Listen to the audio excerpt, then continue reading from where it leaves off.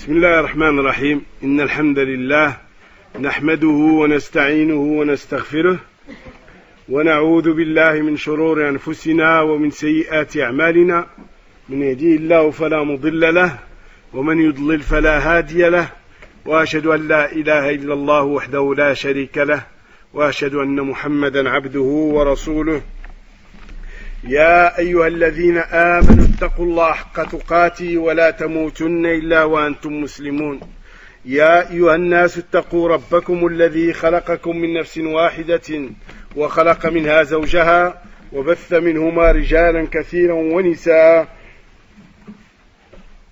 واتقوا الله الذي تساءلون به والأرحام إن الله كان عليكم رقيبا يا أيها الذين آمنوا اتقوا الله وقولوا قولا سديدا يصلح لكم أعمالكم ويغفر لكم ذنوبكم ومن يطع الله ورسوله فقد فاز فوزا عظيما أما بعد فإن أصدق الحديث كلام الله وخير الهدي هدي محمد صلى الله عليه وآله وسلم وشر الأمور محدثاتها وكل محدثة بدعة وكل بدعة ضلالة وكل ضلالة في النار ثم أما بعد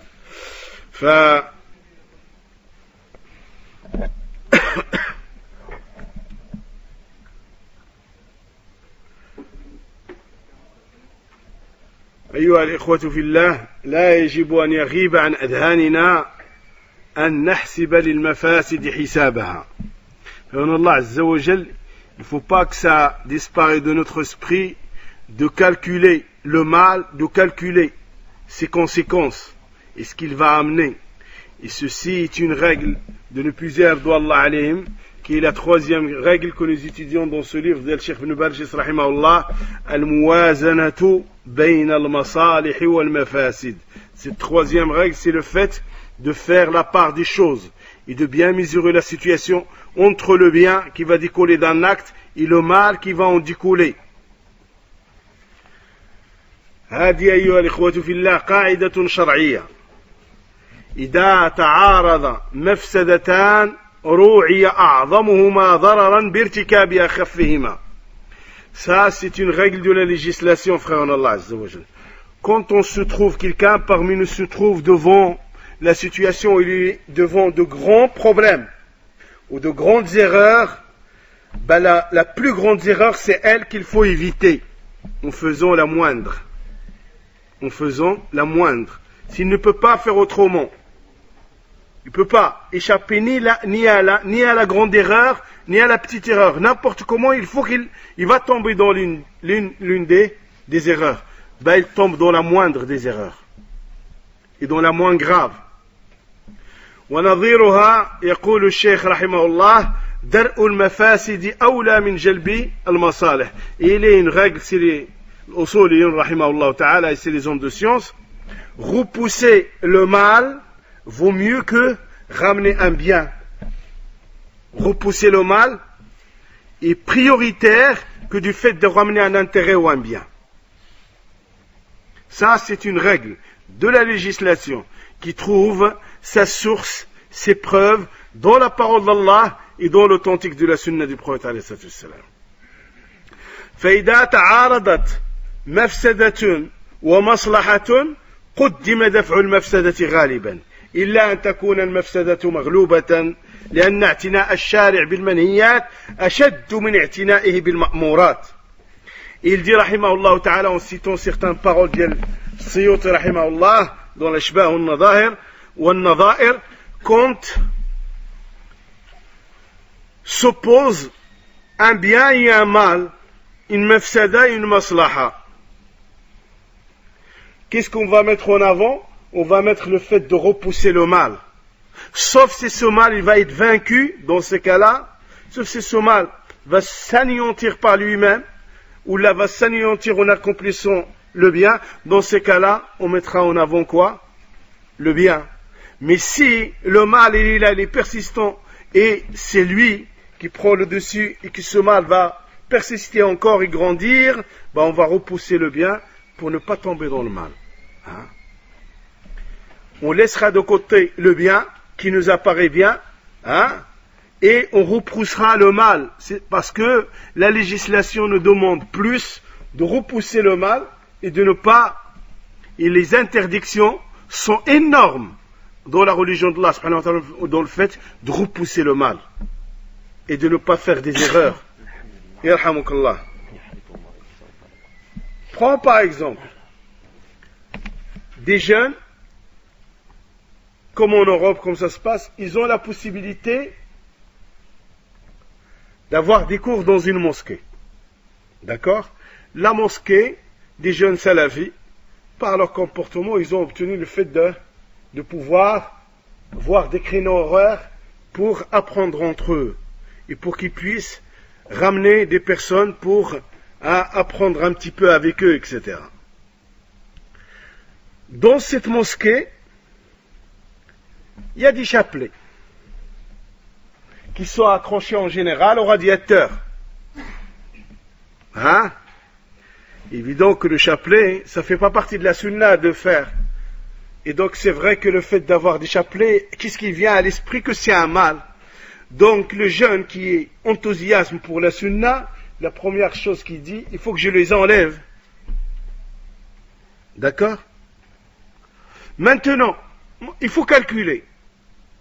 Maintenant, est-ce que j'enlève, si j'enlève ce mal qu'il y a dans la mosquée qui sont les chapelets, qu'est-ce qu'il va en découler après? Un bien ou un mal? S'il va on est sûr qu'il va en découler un mal, qu'est-ce qu'on fait? On le laisse en face et on garde notre bien qui est là. On a un bien qui est sûr, qui est le fait de se retrouver entre nous et de pouvoir étudier ensemble. D'accord? Et si on agit ainsi, qu'est-ce qui va se passer? Ça va être la guerre avec les darons et avec les responsables de la mosquée. Parce qu'avant d'enlever ce chapelet qui t'apparaît là-bas, il faut le enlever du cœur. Il faut les éduquer et leur faire comprendre comme quoi que le fait de faire les invocations en comptant avec ces phalanges, les phalanges vont témoigner pour eux le jour de la résurrection, comme il a dit Rasul sallallahu alayhi wa sallam.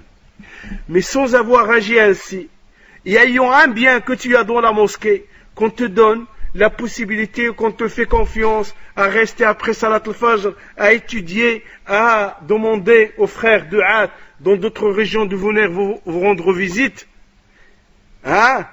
et tout ce bien-là, il est là, et c'est un intérêt qu'il ne faut pas négliger, et que tu prends ces chapelets, ce qui va se passer, c'est que on ferme la porte dans ces cas-là, on laisse. On sait que c'est un mal. Mais on essaye, en utilisant le langage adéquat, à faire comprendre à nos darons et aux responsables, etc., jusqu'au jour où eux-mêmes ils vont le prendre, ils vont les jeter dans la poubelle. Eux-mêmes, ils vont les prendre, On était dans une mosquée dans le sud, où on essayait de faire du travail sur les vieux. Ça commençait à marcher un petit peu. Un jour, un jeune, il a demandé rien à personne. Un matin après Salat al-Fajr, il a pris tous les chapelets qu'il y avait. Et il les a jetés à la poubelle. Il y a dans une mosquée, tu as toujours quelqu'un. Il voit tout, la moindre chose qui a bougé d'une place, il faut que il la remette à sa place. Ce genre de personnage, vous l'avez partout. S'il n'y a pas un ou deux, partout. Ça lui a pas échappé. Il est revenu Salat al-Dhuhr. Il cherche où sont les chapelets, Il a cherché. Moi je lui dis, j'ai pas vu de chapelet. Et c'est vrai, je les ai pas vus, je sais pas qui l'a fait. Il a cherché, il les a trouvés dans la poubelle. Après Salat al-Maghrib, quand on allait commencer le corps, il commençait à crier dans la mosquée et à dire des trucs. Et quelqu'un qui était celui qui a été la cause de ça allait parler. Il dit, laisse-le. L'affaire, il faut la régler autrement. Pas, ouais, il est excité, toi tu es excité, tu vas encore, qu'est-ce qu'on va arriver à faire? Ça va être le feu. Parce que quand il est chauffé, il faut que l'autre puisse mettre ses nerfs dans le glaçon. Parce que si lui il chauffe et l'autre il chauffe, on n'arrivera pas à la solution. Regardez ce que ça a amené à faire. Il a commencé à débiter des trucs. Et ça a commencé et la situation, à partir de ce moment-là, a commencé à se dégrader dans la mosquée. Donc, évident, avant de faire quoi que ce soit, de mesurer la situation, le pour et le contre, où il est l'intérêt, quel mal il va en découler.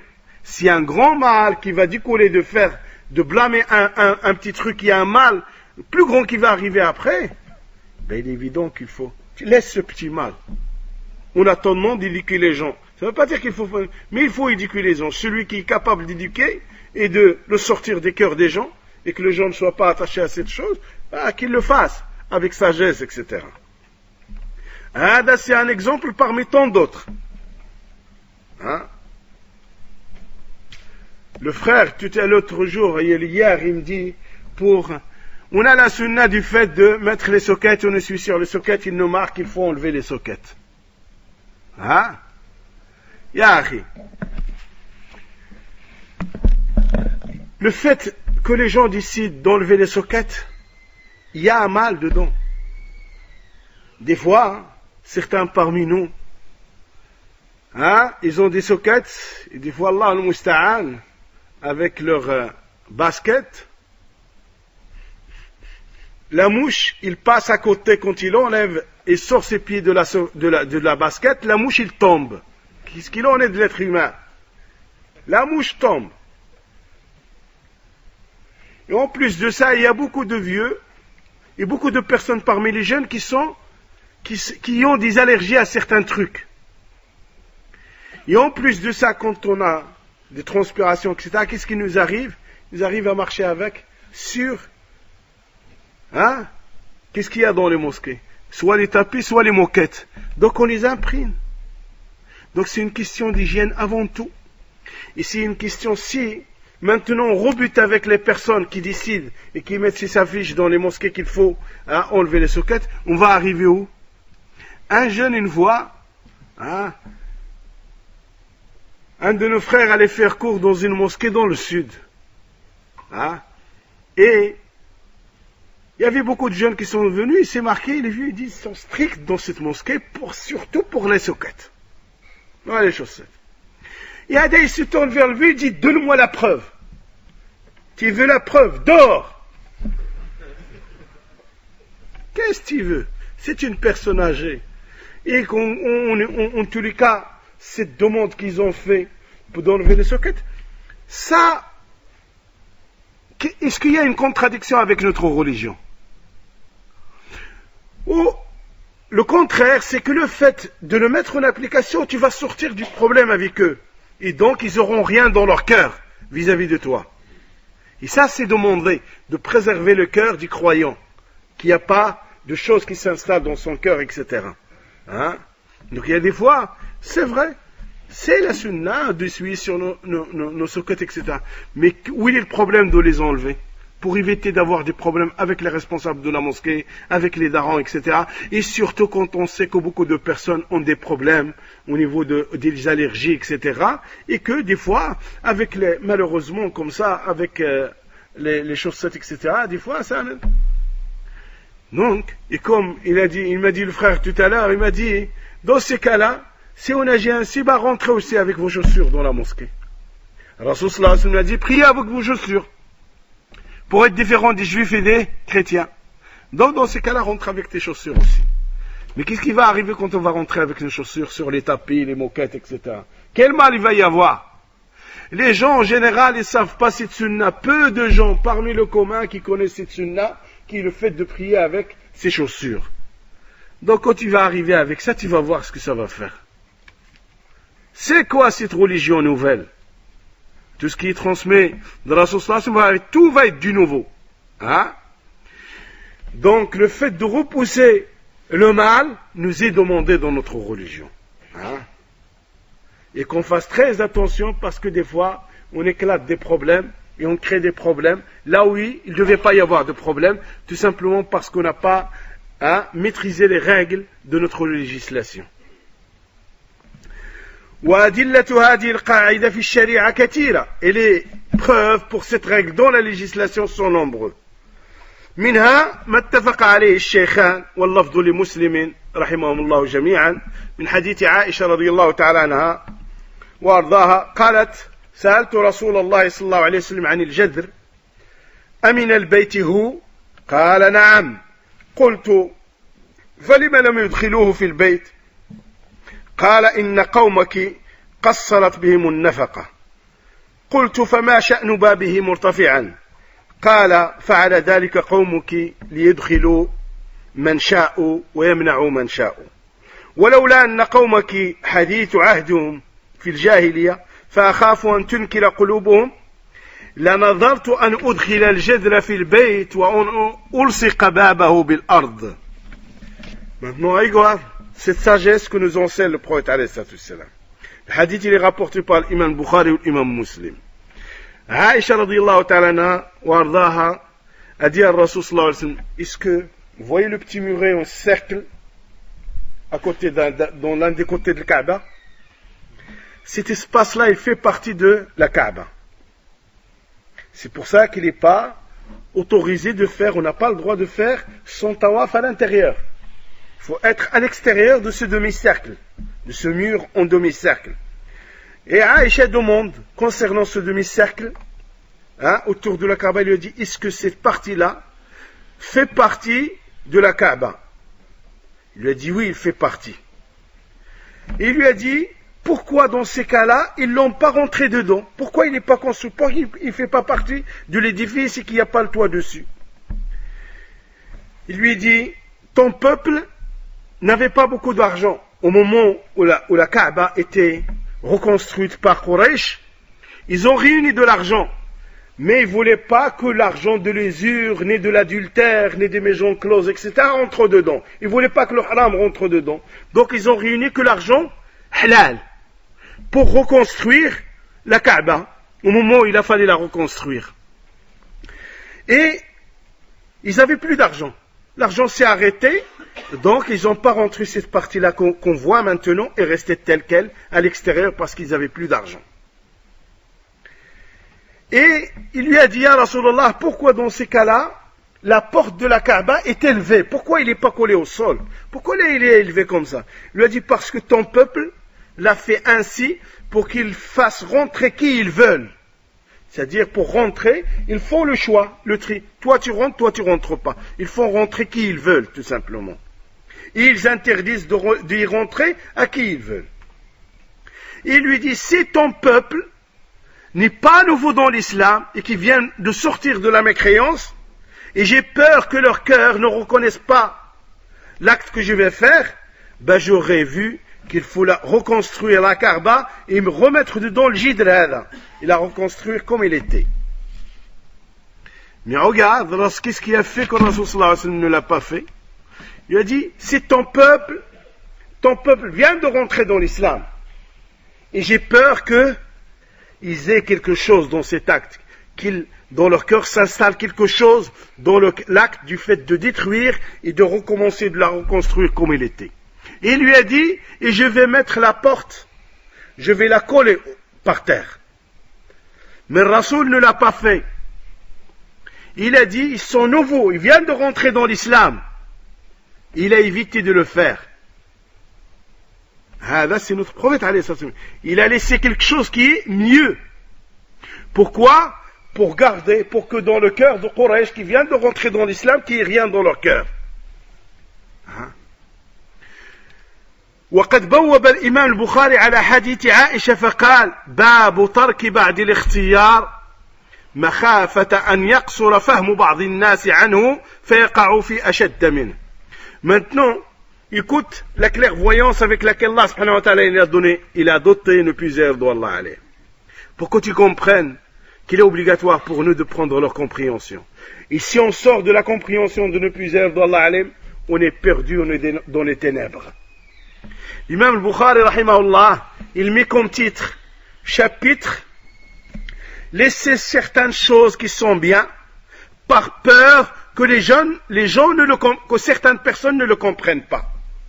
Une chose dans laquelle on a le choix, et qui est bien, de la laisser de côté, par peur que les gens ne comprennent pas ce qu'on fait. Donc, c'est pour ça, des fois, on voit certains de nos frères qui arrivent, qui ont des études, etc. Et les jeunes veulent tout de suite qu'ils accomplissent tout dans la prière. Tout ce qu'il y a dans la description, ils veulent l'accomplir. Et lui, il voit autre chose. Il voit le fait qu'il faut d'abord enseigner aux darons. Il faut les amener pour ne pas qu'ils ne rejettent pas et qu'ils commencent à dire du mal sur ce qui est de la sunna de Muhammad alayhi salatu wassalam. قال الحافظ في الفتح ويستفاد منه ترك المصلحة لأمن الوقوع في المفسدة. Qu'est-ce qu'on retient de ça? Ibn Hajar rahmatullah alayh, quand il a interprété dans son interprétation de Sahih Muslim, il dit, on retient de ça que des fois on laisse de côté un intérêt pour ne pas tomber dans un mal. Quelque chose dans laquelle il y a un intérêt, quelque chose dans laquelle il y a un bien, on la laisse de côté. Pourquoi? Pour ne pas tomber dans un mal. Hada, c'est la compréhension. Et hada, ça fait partie de notre législation, l'islam. Et nous, des fois, on fait des actes parce que pourquoi? Parce qu'on n'a pas maîtrisé les règles. Les règles, que les hommes de ces règles, leur source, dis-toi bien, il n'y a aucune règle et aucun fondement qu'ont instauré les hommes de science qui ne trouvent pas sa preuve dans la parole d'Allah et dans l'authentique de la sunna de Muhammad alayhi salatu wassalam. Ces règles-là, c'est après les hommes de science, après une énorme lecture du Coran, de la sunna, des actes des compagnons, des paroles des compagnons et leurs successeurs, etc. C'est de là qu'ils nous ont sorti ces règles. Et toute règle instaurée par les hommes de science, il a sa preuve dans la parole d'Allah et dans la parole de la sunna du prophète alayhi salam. قال شيخ الإسلام ابن تيمية رحمة الله عليه في معرض ذكر بعض المستحبات ويستحب للرجل أن يقصد إلى تأليف القلوب بترك هذه المستحبات لأن مصلحة التأليف في الدين أعظم من مصلحة فعل مثل هذا. Cheikh l'Islam Ibn Taymiyyah rahmatullah alayh, il fait partie de ceux que Allah subhanahu wa ta'ala a comblé de cette clairvoyance et de cette compréhension des plusieurs d'Allah alayh. Et il dit rahimahullah, il est préférable à l'homme d'aller chercher le fait d'acquérir les cœurs des gens, et d'attirer les cœurs des gens, en délaissant certaines choses dans la religion qui sont du domaine du préférable.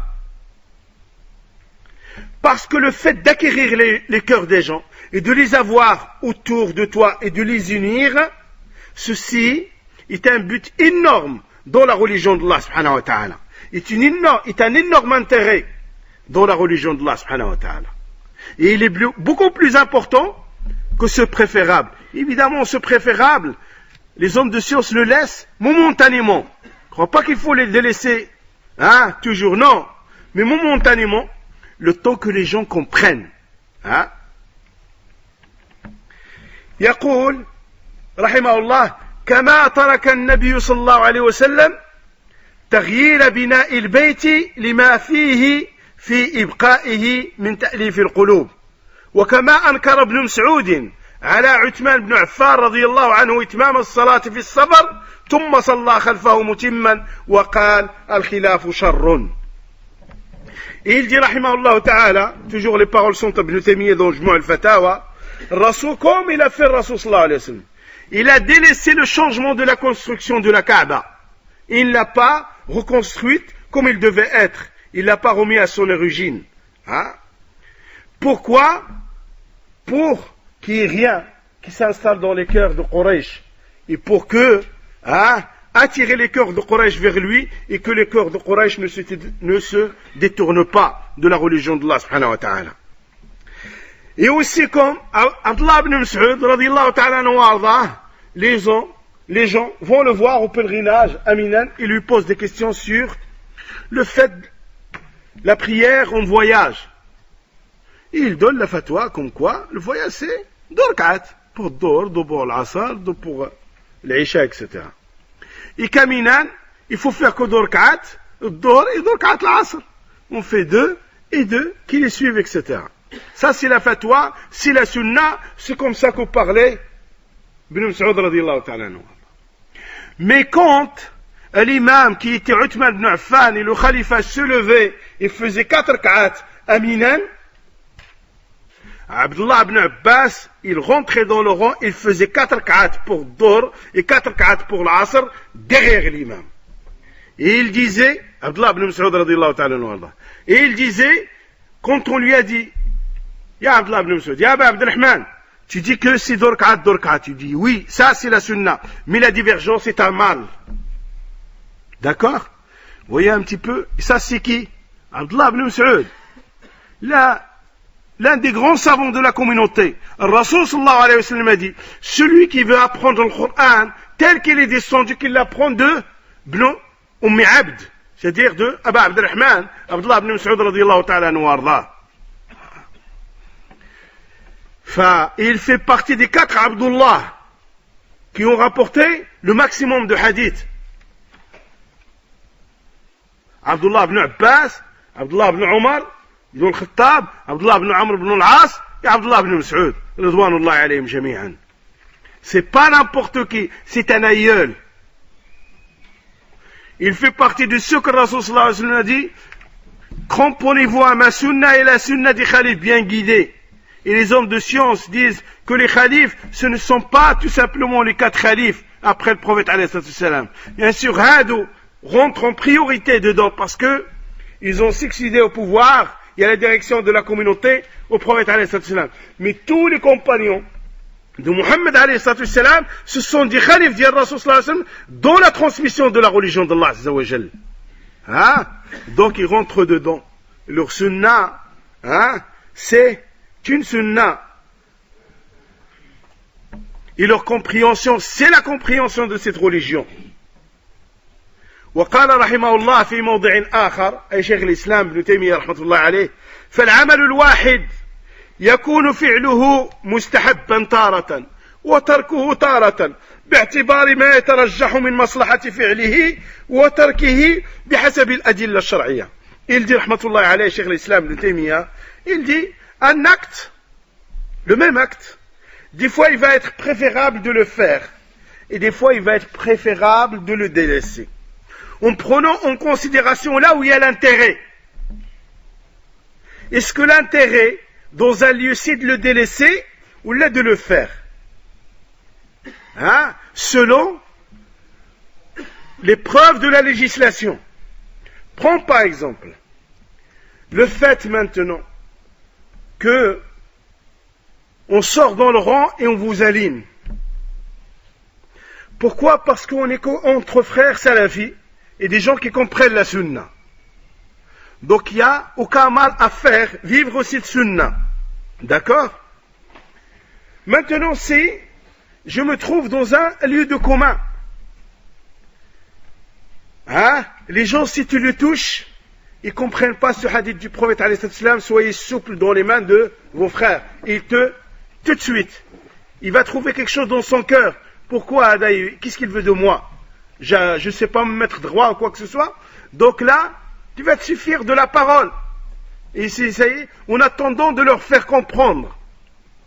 En attendant de leur enseigner. Je vais vous conter une expérience qu'on a eue, nous, dans le Nord. Mais on a hérité d'un travail tout à fait exceptionnel. J'arrive comme imam dans une mosquée à Moucron, à la frontière de l'île et de la Belgique. Ils sont collés. Quand tu sors de là, c'est la France, et là, de l'autre côté, c'est la Belgique. Les darons qu'il y avait dans cette mosquée faisaient des gestes, ne peut les connaître que quelqu'un qui a lu le livre de la description de la prière de Cheikh Nasr rahmatullah alayh. Et pour des Marocains, c'est trop particulier. Ce sont des personnes de 70 ans, 80 ans, de la même génération de ceux qui combattaient les frères, qui essayaient de faire vivre la sunna dans les années 70 à Marrakech et ailleurs. Et tu y vois, ils font des gestes peu communs, mais dans lesquels tu te retrouves avec toute la description de la prière du prophète alayhi salam, tel qu'il est rapporté dans le livre de Cheikh Nasr rahmatullah alayh. J'arrive là-bas, je vois, c'est étrange, j'arrive pas à comprendre comment des personnes y arrivent ça. Un soir, dans un dîner, je prends la personne qui m'a attiré le plus mon attention, qui est une personne très âgée, hein, qui, je crois, il dépassait la 70 ans. Je rentre dans la mosquée, je dis salam alaykoum, il lève la main, hein, vers le haut pour répondre à salam. Il fait tahiyat al-masjid, etc. Et cette personne m'attirait le plus parce que c'est le plus âgé de la mosquée. Et je me retrouve avec lui, avec d'autres, d'un certain âge aussi, je leur demande, je dis votre situation, vous, est bizarre. Tout ce que les vieux dans les mosquées nous reprochent, vous le faites. Tout ce que les vieux nous reprochaient quand on était jeunes, vous le faites. C'est quoi? Où est le problème? Où est le hic? C'est quoi vous? Il a dit, sache Hassan, que pendant 6 mois, Cheikh Taqi Hilal est resté avec nous, il nous a enseigné la prière du prophète alayhi salam de A à Z. Rahimahullah ta'ala. Et donc, c'était facile pour moi. Un jour, je descends du minbar et je dis, puisque vous avez appris la prière du prophète alayhi salam avec Cheikh Taqi Hilal, à partir de maintenant, tout l'héritage que vous avez hérité de Cheikh Taqi Hilal, on le met en application. Et à partir d'aujourd'hui, je vais sortir dans les rangs et les aligner. Et je vais demander pendant le Jumu'ah ou autre à quelqu'un de sortir de chaque rang et d'aligner les rangs pour refaire vivre toutes ces sunnas du prophète alayhi salam, de Uthman ibn Affan, de Omar ibn Khattab radhiyallahu alayhi. Et c'était facile. Pourquoi? Parce qu'il y a un apprentissage avant. Mais si je serais arrivé comme ça pour l'appliquer, j'aurais pas pu faire. C'est impossible. C'est impossible. Et il est arrivé même d'autres expériences dans d'autres régions où je n'ai pas pu. Hein? Et j'ai laissé le temps de leur... 7 mois sont passés, les gens ont été imprégnés de la sunna. Ils l'ont pas pratiqué devant moi. Moi, je suis parti de cette région-là. Il y a un frère qui est revenu derrière là-bas, il m'a dit, tout ce que vous leur avez appris, toi et le frère, parce qu'il y avait un autre imam avec moi, un autre frère salafi, il a dit, tout ce que vous... Ils le mettent en application. L'essentiel, c'est pas de heurter les gens. L'essentiel, c'est de prendre le temps. Et on est on est passé par là. Au départ, on est enthousiaste pour la sunna et on a fait des gaffes. Mais il faut prendre la leçon. Il faut prendre la leçon. Hein? Et vous devez prendre la leçon des gaffes que nous, on a commis. Et de ne pas les commettre vous-même. Hein? Donc, il y a des choses, c'est pas parce qu'un frère est arrivé après ses études à Dammaj ou après ses études à l'université de Médine et qu'il connaît la sunna, il la maîtrise, etc. et qu'il laisse certaines choses. Ça, va nous voir, frère, avant d'avoir une idée sur lui ou d'avant de faire quoi que ce soit, va nous voir pourquoi il le fait. Parce que peut-être lui, il voit un intérêt quand il ne nous voit pas. Pour essayer de gagner cette masse dans la mosquée. Et pour essayer de les voir tous, pourquoi après accomplir la sunna comme il se doit. Hein? Et il faut de la patience. Et c'est la patience qui te donne le fruit après. Hein? Et c'est la patience qui nous permet d'arriver à un résultat qui est louable par la suite. فيقول رحمه الله والمسلم قد يترك المستحب إذا كان في فعله فساد راجح على مصلحته كما ترك النبي صلى الله عليه وسلم بناء البيت على قواعد إبراهيم فترك النبي صلى الله عليه وآله وسلم هذا الأمر الذي كان عنده أفضل الأمرين للمعارض الراجح وهو حدثان عهد قريش بالإسلام لما في ذلك من التنفير لهم فكانت المفسدة راجحة على المصلحة. Il dit rahmatullah alayh, donc le soumis à Allah azza wa jal doit laisser des fois ce qui est préférable à faire quand il sait qu'il va en découler un mal. Quand il sait, s'il agit ainsi et s'il met en application cet acte préférable, ça va ramener un mal. Hein? Et ça ne va pas ramener un bien. Comme il a dit laisser Rasul sallallahu alayhi wa sallam le fait de reconstruire la Kaaba selon les bases d'Ibrahim alayhi salam. Et de la remettre comme l'avait construit Ibrahim alayhi salam. Et Rasul sallallahu alayhi wa sallam a délaissé cet acte-là. Et pourtant c'était quelque chose qu'il aimait Rasul sallallahu alayhi wa sallam. Parce que devant lui, il y avait l'opposition de deux choses. Il avait l'opposition devant lui quoi? C'était que la communauté de Quraysh était nouvellement dans l'islam. Était nouveau dans l'islam, et donc peut-être qu'ils allaient pas accepter et pas aimer cet acte-là, qu'on touche à la maison d'Allah, qu'eux ils respectaient. Et donc, il paraît que, donc, dans ces cas-là, cette mafsada, qui est une norme, a poussé le Rasul sallallahu alayhi wa sallam à quoi? À ne pas la toucher. À ne pas la toucher. Alors que le bien et la meilleure des situations, c'est qu'elle soit construite comme elle était sur les bases de Ibrahim alayhi salam. Pourtant, c'est la Kaaba. Et regardez Rasul sallallahu alayhi wa sallam ce qu'il a fait. À cause de quoi? Pour que rien ne s'instaure dans les cœurs de Quraysh qui sont nouvellement rentrés dans l'islam. C'est pour ça aussi, avec des nouvelles sœurs converties et des nouveaux frères convertis, on leur dit pas la situation dès le départ, étape par étape avec.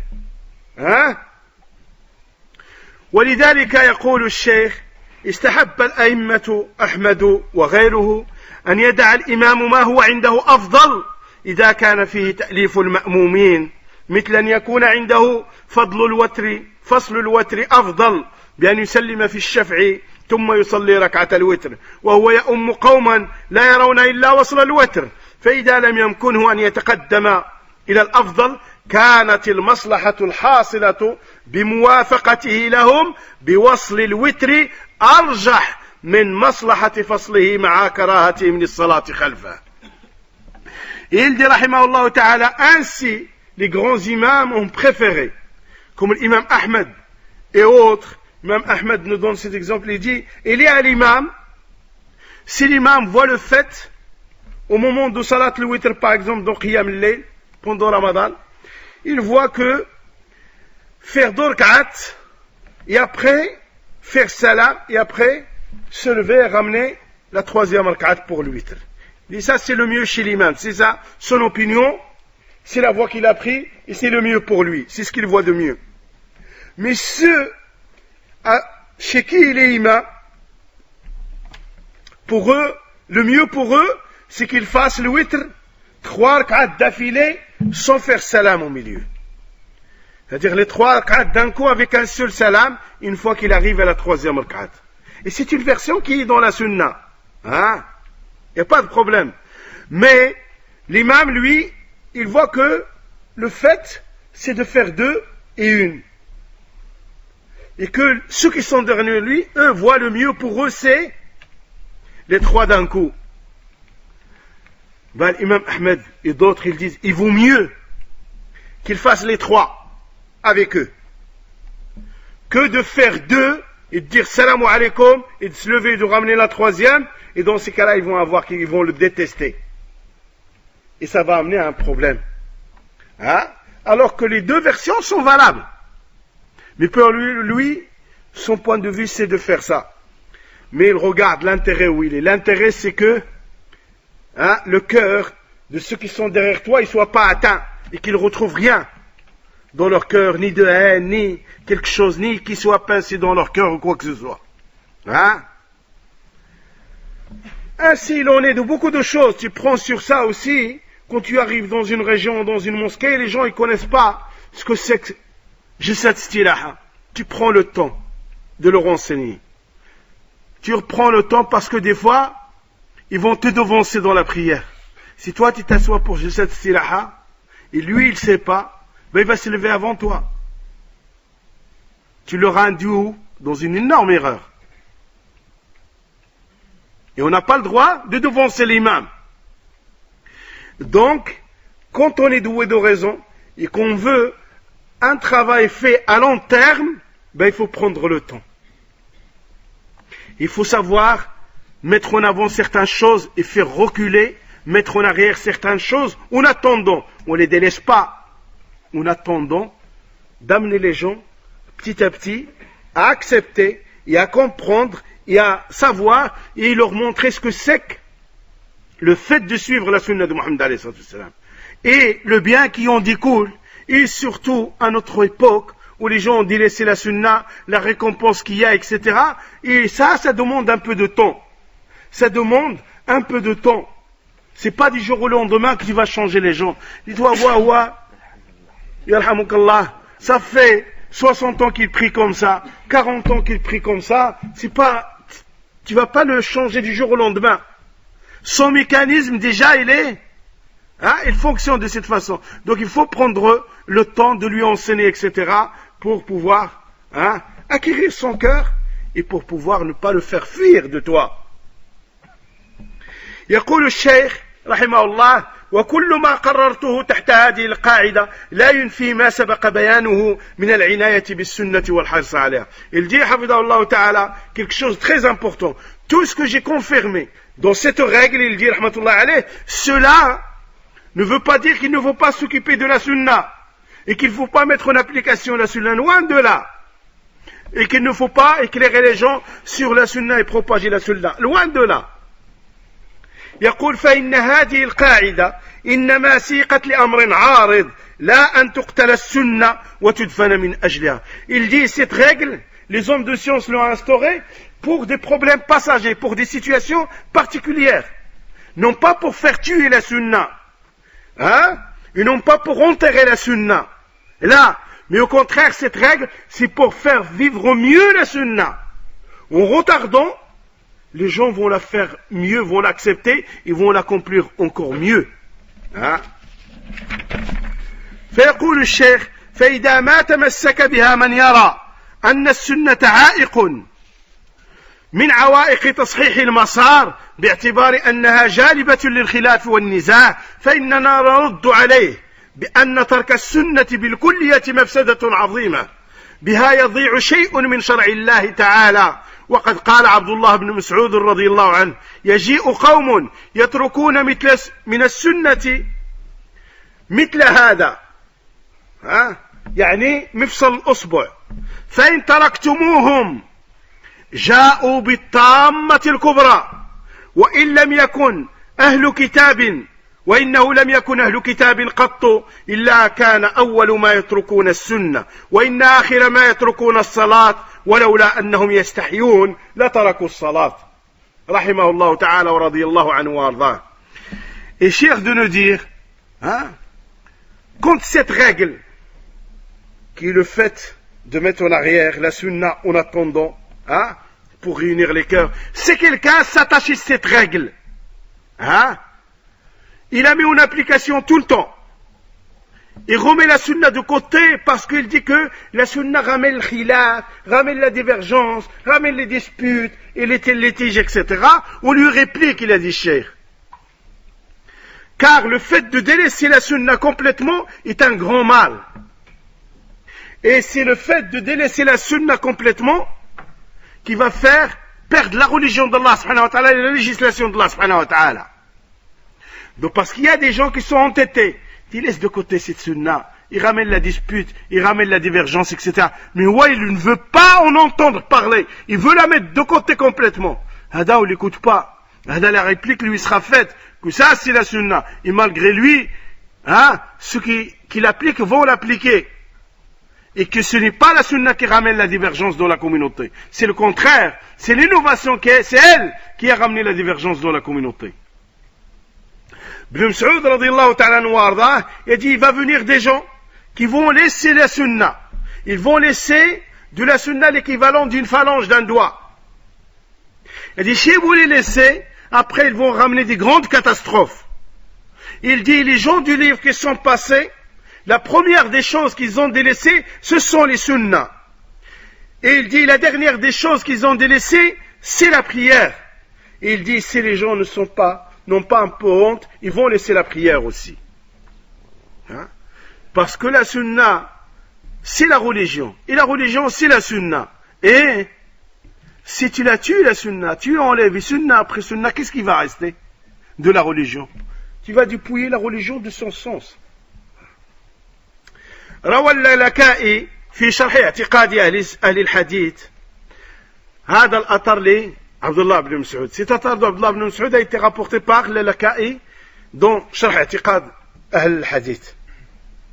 يقول الشيخ: إذن فالمفهوم الصحيح للقاعدة أنه إذا ترتب على إظهار سنة من السنن مفسدة راجحة على مصلحة إظهار السنة فيكف عن السنة في هذا الموطن مع مراعاة ما يلي.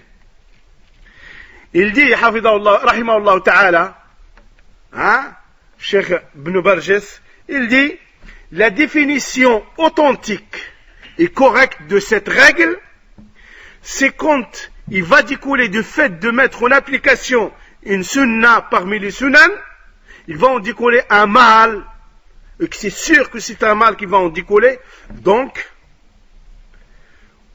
on ne la met pas en application dans cet endroit-là, mais en prenant en considération certaines conditions. C'est pas comme ça au sens large du terme.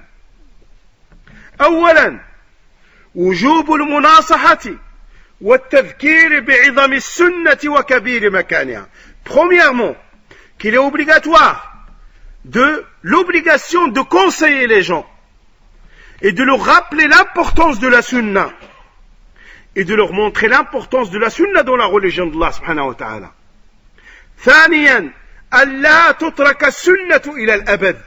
Deuxièmement, qu'on ne délaisse pas la sunna tout le temps. ثالثا إذا علم من حال المشوش على إقامة السنة أنه إنما دفعها رغبة عنها إما تعصبا لمذهب أو اتباعا لمنهج فإن السنة تقام وإن رغم أنفه وأنف ألف مثله لأن النبي صلى الله عليه وسلم ثبت عنه أنه قال ومن رغب عن سنتي فليس مني. Troisièmement, il dit si on sait de quelqu'un, d'un perturbateur qui vient pour perturber et pour semer la zizanie pour que la sunna ne s'accomplisse pas, et qu'il la repousse, que ce perturbateur la repousse tout simplement parce qu'il n'aime pas cette sunna, il ne la veut pas. Soit par sectarisme à son école de jurisprudence, soit parce qu'il suit une idéologie, ou une voie d'un groupe, ou une secte, il dit dans ces cas-là, la sunna on l'accomplit, et que son nez s'écrase dans le sable, et que mille nids comme lui aillent s'écraser dans le sable. Ça c'est une expression arabe. Je ne sais pas si ça veut dire quelque chose en français. Allah ta'ala alam. Comment on peut la traduire à Sidati? Rahima anfuhu, rahima anfuhu.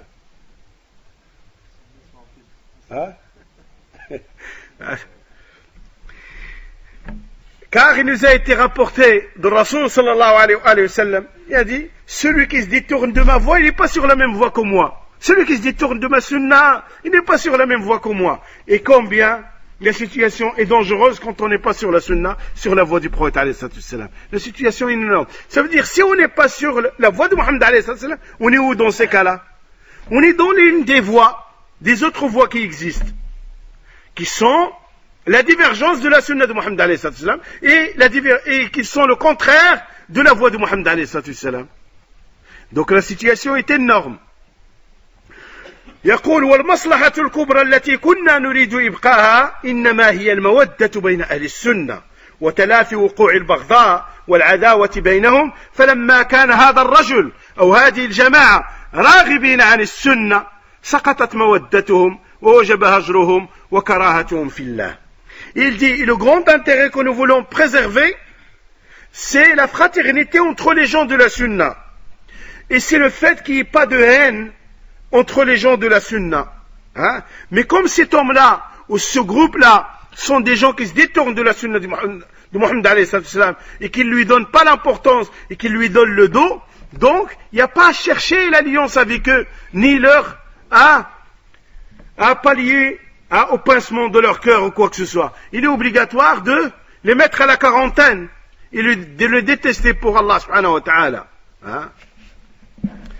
Et comme le fait de mettre à la quarantaine pour nous, les novices, on met à la quarantaine pourquoi? Pour se préserver de leurs ambiguïtés, en priorité. On se préserve de leurs ambiguïtés. Parce que, si on est avec, ils injectent leur venin, leurs idées, leurs ambiguïtés, etc. On ne s'en sort pas. Et combien malheureusement, de nos jeunes, chaque fois, ils te ramènent une ambiguïté. Dis, ah, n'écoute plus ce genre de personnes, n'écoute plus ces adeptes de tel groupe, etc. Et ça n'arrête pas. Je veux savoir, qu'est-ce que tu veux savoir? Et chaque fois, il te ramène la toile d'araignée dans son cerveau. Vas-y, enlève-la. Et quand les ambiguïtés s'installent, il est difficile de les enlever. Très difficile. C'est pour ça, en tant que novice, on doit faire très attention à nous. On se préserve. Parce qu'on n'a pas les règles. On n'est pas immunisé. On n'a pas assez de science pour pouvoir pallier aux choses et faire la part des choses. Hein? Et tant qu'on est ainsi, on est vulnérable. Donc dans ces cas-là, on se protège avec l'islam. Et dans notre protection, on doit être doué d'un bon comportement. Dans notre protection, on doit être doué d'un bon comportement. يقول الشيخ رحمه الله: وهذا بخلاف من كان جاهلا ككثير من العامة، فإن ترك السنة درءا لجهله على القائم بها أو الوقوع في شيء من محظورات الألفاظ أمر مطلوب حتى يعلم برفق ويستعان عليه بمن يثق به من أهل العلم، فإن أصر بعد ذلك فألحق بإخوانه السابقين أهل البدع. Il dit رحمه الله تعالى: et la situation est tout à fait contraire quand il s'agit des ignorants, qui sont la majorité des communs. Hein? Il dit le fait de délaisser la sunna pour débarrasser ces gens-là de leur ignorance, ceci est demandé.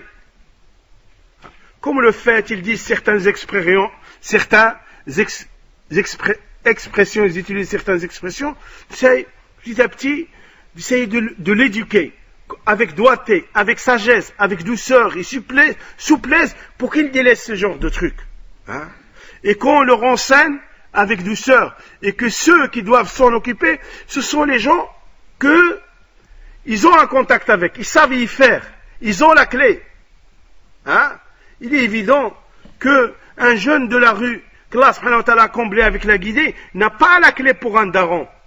Et il faut se dire aussi à l'évidence que les Maghrébins en général, qu'ils soient tunisiens, marocains ou algériens, ils n'acceptent pas le conseil de celui qui est jeune. Ils n'ont pas été éduqués à ça. Pourtant, il est obligatoire pour nous d'accepter le conseil de qui il vient. Ça, nous, maintenant, on le sait. Donc, il est obligatoire pour nous qu'il te vient un jeune de 10 ans ou là de 15 ans, qu'il te dit quelque chose et et c'est véridique, il te ramène le conseil, tu es obligé d'accepter. Celui qui est de même âge que toi, tu es obligé d'accepter. Mais nos darons, eux, ils n'ont pas été éduqués à ça. Moi, ils prennent les choses de très haut. Se rajoute à ça l'ignorance. Se rajoute à ça toutes les ambiguïtés, toutes les idées que ces faux frais leur ont données. Hein? Etc. Donc, il faut tout prendre ça en considération. Et en général, les personnes, quand il y a quelqu'un qui parle leur langage et qui sait leur ramener les choses, ben ils acceptent. Ils reviennent à la vérité. Et Wallah, il avait raison. Plusieurs années durant, Cheikh Ubayd, hafidahullah ta'ala, quand on lui demandait des conseils, il dit: Ya Hassan alayka bil awam, fa innahum li awwali man sabaqa ilayhim. Il disait, hafidahullah ta'ala, Hassan, occupe-toi des communs. Parce qu'ils sont pour le premier qui est arrivé à eux. Mais encore, il faut savoir utiliser les clés pour atteindre leur cœur et pour les avoir. Parce que si tu les as de ton côté, tu as tout. C'est eux qui détiennent les mosquées. Hein? C'est eux qui mettent la main dans la pâte pour dépenser pour la mosquée, pour les constructions de mosquées, pour tout. C'est eux qui sont là. Malheureusement, nous autres salafis, on a un problème. La sunna de mettre la main dans la poche, c'est un peu difficile. Hein? Il y a un problème, il y a un blocage, il y a des menottes qui nous arrêtent et que la main n'arrive pas, sauf ce que Allah subhanahu wa ta'ala a comblé de ses bienfaits. Il y a un décalage. Nous devons, nous les premiers, à accourir vers les sources du bien. Et les premiers à dépenser pour cette da'wah. Hein? Nos frères, en Afrique par exemple, ils ont besoin. Ils n'ont pas les moyens, nos frères en Afrique, de leur envoyer des frères. Il n'y a pas de problème. Quand une association, parmi les associations de la région parisienne, demande de l'aide pour pouvoir payer des billets pour un dida'i pour qu'il l'envoie une quinzaine de jours là-bas, contribue à l'islam. Tu auras ta récompense avec. Tu seras parmi ceux, par ton intermédiaire, sa da'i arrive là-bas. Dis-toi bien que tout ce qu'il fait, tu as ta part dedans. Il faut qu'on travaille pour le delà et qu'on ne voit pas tout simplement le bout de notre nez. Des fois aussi, pour contribuer au fait à l'allocation d'un centre ou à l'allocation de quelque chose, de faire quelque chose, pour que les frères, les sœurs, du moins puissent se rencontrer, puissent demander des da'i, etc. pour apprendre et passer. Quand tu demandes la contribution, dis-moi, oh, je sais pas le temps. Je prépare ma hijra. Ya akhal islam, wallahi tu sais pas, peut-être que c'est 50 € ou là 10 € que tu donnes pour l'ouverture d'un centre ou là 100 €, peut-être que c'est les moyens qui vont te permettre de te faciliter cette hijra. Parce que celle-là, c'est une sadaqa jariya akhal islam. Tu imagines les personnes qui viennent à ce centre loué par tes frères. Les frères qui viennent y donner cours, et tout, et la sunna qu'ils apprennent, etc. C'est énorme.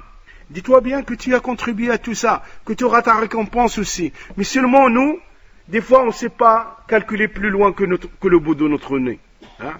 Et la voie de ne plus heures d'Allah implique qu'on s'investisse matériellement aussi. Parce que, regardez les innovateurs ce qu'ils font. Regardez ce qu'ils dépensent pour le faux. Nous, Inch'Allah, on est sur le vrai, et on mord sur le vrai, notre sacrifice doit encore être plus énorme, pour que ce vrai puisse, que tout le monde puisse en profiter, que ça ne se passe plus dans des salles, parce que la salle, qui arrive dans la salle, les avertit. Ceux qui connaissent le ménage déjà, mais que ça soit dans des mosquées, parce que dans la mosquée, tu atteins le commun, tu atteins tout le monde. Et les gens qui ont des ambiguïtés sur le terme d'El Salaf, ou sur le terme d'El Salafia, ou sur le terme d'El Wahhabia, avec les cours qui se donnent, ils vont dire que les autres qui fermaient la porte et qui ne voulaient pas que tel vienne donner cours, on comprend maintenant pourquoi. Et si eux-mêmes, le déclic se fera directement. C'est pour ça, quand vous avez comme les frères, je ne sais pas de quelle région de la Roche, qui maintenant essayent de construire une mosquée, etc., il faut les aider. Parce que c'est une mosquée qui est, Inch'Allah, se rassure, le ménage d'El Salaf, et c'est une mosquée qui va donner l'occasion à qui? À la da'wa salafiyya, c'est un moyen. Et sachez que le manbar en Europe, c'est quelque chose de très important. Les gens, ne croyez pas, quelqu'un qui monte sur le manbar, pour eux, c'est le top des tops. C'est pour ça qu'il faut qu'on œuvre et qu'on soit un moyen pour qu'il y ait plus de nos frères salafis qui prennent les manbars. Pour dissiper les ambiguïtés et pour faire et qu'on soit un élément qui fait avancer cette da'wa. Et tout le bien reviendra à nous. Sinon, on ne le vit pas. Peut-être que vos enfants le vivront. Ou les enfants, peu importe. Mais l'essentiel même, si on meurt, on aura fait une sadaqa jariya et la récompense nous viendra jusqu'à notre tombe. Et des actes vont être dans notre manuscrit, alors que on est mort depuis 30, 40 ans, 50 ans, il y a encore des actes qui viennent par une certaine œuvre. Le fait d'avoir contribué à une mosquée, d'avoir contribué à un centre, etc., etc. يقول الشيخ حفظه الله تعالى القاعدة الخامسة لا يعمل بما ولد حتى يثبت رواية ودلاية. Il dit حفظه الله تعالى رحمه الله تعالى, on ne met pas en application de sunna jusqu'à ce qu'il soit confirmé, que ce soit au niveau de la chaîne de transmission ou là au niveau du texte aussi, et que ça soit clair et que la compréhension vient, une compréhension saine, disons, de science. يقول رحمه الله إذا نقلت إلينا سنة فإن الواجب علينا قبل العمل بها أمران. الأول التأكد من صحة سندها، إما بإعمال القواعد الحديثية على إسنادها لمن كان أهلا لذلك، وإما بتقليد أحد أئمة هذا الشأن. Il dit, rahimahullah ta'ala, quand on transmet et on attire notre attention sur une sunna avant de la mettre en application, il est obligatoire pour nous de savoir deux choses. De s'assurer de la validité et de l'authenticité de la chaîne de transmission de cette sunna. Soit, si on fait partie des gens qui sont capables d'utiliser les règles du hadith, donc on analyse soi-même la chaîne de transmission. Si on n'est pas capable, comme nous et vous, qu'est-ce qu'on fait? On se retourne vers les hommes de cette science et on prend leur avis sur le hadith. D'accord? Nous, vous et vous, on n'a pas les règles. On n'est pas arrivé à ce degré-là pour analyser les chaînes de transmission et dire ça, c'est faux, ça, c'est vrai. Qu'est-ce qu'il nous reste à faire?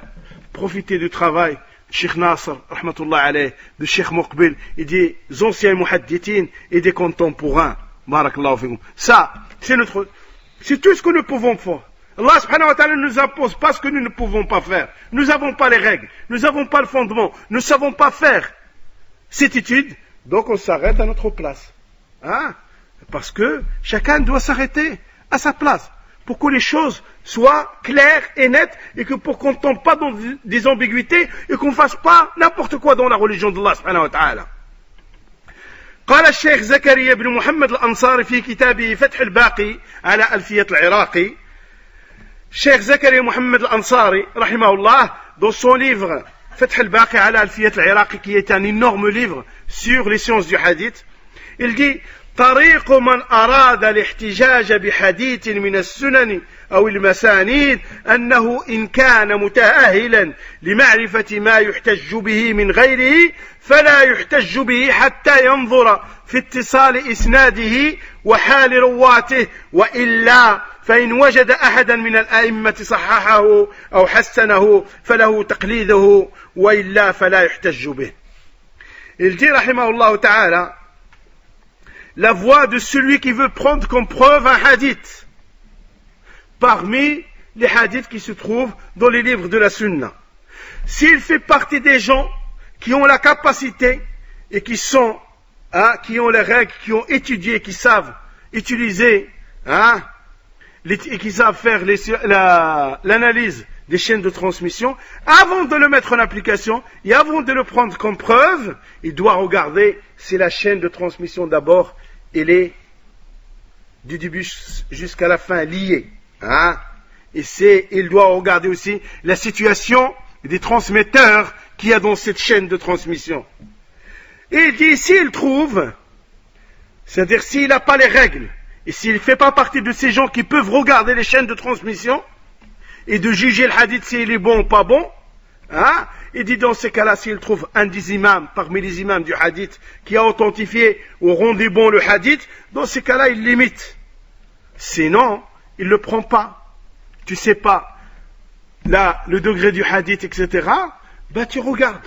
Un homme de science, nous, qu'est-ce qu'il nous reste à faire? Et alhamdulillah, Allah subhanahu wa ta'ala fait que des hommes, comme Cheikh Nasr, comme Cheikh Muqbil, et comme d'autres, avant eux, ont voué leur vie à authentifier. Ont voué leur vie à authentifier. Et Cheikh Mohammed Bazmoul, hafidahullah ta'ala, l'a rencontré il y a 2 ans, a dit maintenant, avec des jeunes, des étudiants de Jeddah, il a dit maintenant, nous, on n'a pas à s'attaquer au travail de Cheikh Nasr, rahimahullah. Cheikh Nasr, il s'est arrêté à un point, nous maintenant, il ne reste quoi? À démarrer de là où il s'est arrêté Cheikh Nasr Dil Albani. Il nous a compris ce qu'il voulait dire par là, c'est-à-dire que maintenant nous avons devoir à ressortir à la communauté et à authentifier les fatawas des compagnons, les fatawas des tabi'in, etc. et leur compréhension. Et c'est pour ça qu'il nous a annoncé un projet qui est exceptionnel. Il a eu l'idée, lui, Cheikh Abbas Wasiullah, hafidahullah ta'ala. C'est-à-dire que là, actuellement, ils ont divisé des travaux. Certains qui vont avoir leur magistère prochainement à la Mecque et dans d'autres universités vont à travailler sur, par exemple, la jurisprudence de Omar ibn Khattab. Il va avoir. Un autre, il a la jurisprudence d'Abu Bakr Siddiq. Un autre, Al-Awza'i. Un autre, Thawri, etc. Et ceci, c'est un travail énorme. parce que c'est ce qui va nous permettre d'accomplir cette phrase qu'on entendait depuis plusieurs années de la bouche de Cheikh Nasr, et qui était l'emblème de la da'wa de Cheikh Nasr, qui est le livre d'Allah, l'authentique de la sunna du prophète avec la compréhension des plusieurs d'Allah alayhi. Et quand ce travail sera fait, il va nous orienter encore plus sur cette voie de l'épuiseur d'Allah alayhi. Il va nous arrêter sur les points de vue de Omar ibn Khattab, les points de vue radiyallahu anhu warda, d'Abu Bakr Siddiq, de Uthman, Ridwanullah alayhim, de Ali, d'Abu Huraira, et ainsi de suite, et des grands imams aussi. Et ceci est un travail énorme. Il est évident que c'est un travail qui va prendre beaucoup de temps. Cela nous prouve quoi? Qu'il y a des gens qui travaillent. Qu'il y a des gens, Allah subhanahu wa ta'ala a fait que leur vie est une vie au service de la sunna, est une vie au service de cette religion. Ainsi s'accomplit cette parole d'Allah Azza wa Jal, Inna nahnu nazzalna dhikra wa inna lahu lahafidun. Nous avons descendu la révélation et nous la protégeons. Allah subhanahu wa ta'ala est capable de protéger. Mais il y a des moyens que Allah subhanahu wa ta'ala fait exister pour que cette chose s'accomplisse, cette protection s'accomplit. فيقول الشيخ فالعمل بالحديث دليل على الاحتجاج به ولا سبب إلى الاحتجاج به إلا إذا علم ثبوته. Il dit, rahimahullah, Cheikh Ibn Barzis, le fait de mettre en application un hadith, ça prouve qu'on a le droit de le prendre comme preuve et qu'on l'a pris comme preuve. Et il dit, il n'y a pas moyen de le prendre comme preuve que si on sait la validité du hadith, comme quoi ce hadith, il est authentique. يقول وأما ما لا يثبت فلا يجوز أن يجعل الشيء واجبا ومستحبا به. Il dit quant aux choses, au hadith qui n'est pas confirmé du prophète alayhi salam, on n'a pas à le prendre comme preuve pour rendre une situation un acte obligatoire ou un acte surrogatoire. On n'a pas le droit. يقول قال شيخ الإسلام ابن تيمية رحمة الله عليه ولا يجوز أن يعتمد في الشريعة على الأحاديث الضعيفة التي ليست صحيحة ولا حسنة. ابن تيمية رحمة الله عليه il dit il n'est pas permis de s'appuyer, de prendre comme preuve dans la législation de Allah subhanahu wa ta'ala les hadiths faibles et les hadiths qui ne sont pas authentiques et qui ne sont pas du domaine du hadith Hassan, c'est-à-dire un degré moins que l'authentique, mais il lui manque une condition pour qu'il soit authentique. Mais Sahih Hassan, on met en application, Da'if, Cheikh l'Islam, il dit on n'a pas à le mettre. Et le Da'if, il a 6 degrés. Et c'est énorme. Il y a plein de chapitres et de termes concernant les hadiths Da'if. يقول أي شيخ الإسلام ابن تيمية رحمة الله عليه لكن الإمام أحمد بن حنبل وغيره من العلماء جوزوا أن يروى في فضائل الأعمال ما لم يعلم أنه ثابت إذا لم يعلم أنه كذب. Et il dit, mais Cheikh l'Islam ibn Taymiyyah rahimahullah ta'ala, il dit que l'imam Ahmed rahimahullah ta'ala dit, et d'autres hommes de science ont permis le fait de transmettre et de prendre comme appui et comme compagnon certains hadiths dans les actes vertueux, qu'on ne sait pas s'ils sont confirmés ou pas, tant qu'on ne sait pas un mensonge. Mais la parole de l'imam Ahmed ici, certains nombres de sciences l'ont détaillé, ils l'ont épluché, ils l'ont compris. Il a dit, ce qu'il voulait dire dans la parole de l'imam Ahmed, c'est le hadith Hassan. Parce qu'à cette époque-là, ce terme n'a pas vu le jour dans le lexique des hommes du hadith. يقول وذلك أن العمل إذا علم أنه مشروع بدليل شرعي وروي في فضل حديث لا يعلم أنه كذب جاز أن يكون الثواب حقا. Et aussi, il dit, quand un acte, on sait qu'il est légiféré avec une preuve qui est authentique. Il n'y a pas de mal à prendre comme appui et comme compagnon pour montrer plus de vertu à cet acte avec un hadith tant faible, tant qu'il n'est pas du domaine du mensonge. Parce que les hommes de science disent, la récompense du hadith, il est confirmé dans le hadith authentique. Et quand ils ramènent ce hadith faible, ils le ramènent comme compagnon tout simplement. L'isti'nas, comme ils disent. Mais la récompense, et ce qu'il en découle, il est où? Il est dans le hadith authentique. On dit, prends la sunnat al-fajr, il y a plusieurs hadiths qui te parlent des vertus de la sunnat al-fajr. D'accord? Et certains vont quand ils parlent, ils font une recherche sur Sunnat al-Fajr, ils ramènent les hadiths authentiques, et tout d'un coup, il te met un hadith faible, il te montre que le hadith est faible. Et ce hadith ne ramène rien de nouveau, sinon il confirme ce qui est déjà dans le hadith. Et il confirme les récompenses qu'il y a déjà dans le hadith authentique. Ainsi les hommes de science, ainsi ils utilisent ce hadith da'if. Hein? Parce qu'il y a beaucoup, moi notamment si Jama'at Tabligh, etc., dans leurs livres, Fadaïl al-A'mal, et dans le truc là, Hayat Sahaba, ils ramènent beaucoup de hadiths da'if, ils ont été contrés là-dessus, il dit, mais l'imam Ahmad, il a dit que on peut, dans les vertus des actes, ramener des hadiths da'if, sans parler des conditions. Alors que les hommes de science, Cheikh l'Islam, et avant lui d'autres, et Cheikh Nasr, rahmatullah alayh, ont bien conditionné la situation dans le fait de mettre en application le hadith da'if en ce qui concerne les actes vertueux. يقول ولم يقل أحد من الأئمة أنه يجوز أن يجعل الشيء واجبا أو مستحبا بحديث ضعيف ومن قال هذا فقد خالف الإجماع. وهذا كلام ابن تيمية رحمة الله عليه في مجموع الفتاوى. Il dit رحمه الله تعالى, il n'y a aucun des imams qui a dit qu'il est permis de faire un acte, de rendre un acte obligatoire ou surrogatoire avec un hadith da'if, avec un hadith faible. Et il dit, celui qui dit ça, il est en divergence avec le consensus. Il est en divergence avec l'ijma'. يقول رحمه الله قال شيخ الإسلام أيضا قول أحمد بن حنبل إذا جاء الحلال والحرام شددنا في الأسانيد وإذا جاء الترغيب والترهيب تساهلنا في الأسانيد وكذلك ما عليه العلماء من العمل بالحديث الضعيف في فضائل الأعمال ليس معناه إثبات الاستحباب بالحديث الذي لا يحتج به فإن الاستحباب حكم شرعي فلا يثبت إلا بدليل شرعي.